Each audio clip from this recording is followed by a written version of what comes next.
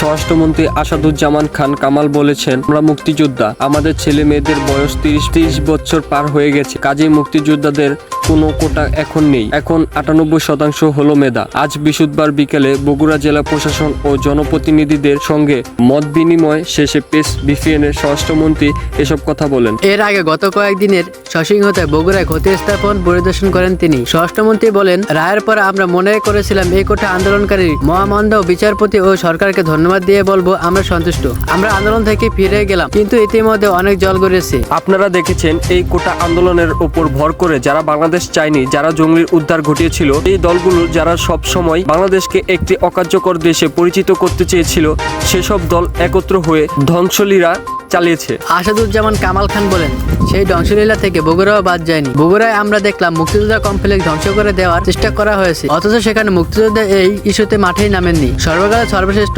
বাঙালির মুরালের ওপর তাদের রাক্ষোভ। যারা দেশ চায়নি, যারা স্বাধীনতা চায়নি, তাদেরই এমন রাক্ষোভ থাকার কথা। আমরা সেটাই লক্ষ্য করেছি। আওয়ামী লীগ অফিস, জাসদের অফিস, থানা ভবন, ভূমি অফিস, জাসেস কমপ্লেক্স ভাঙচুর দেখলাম।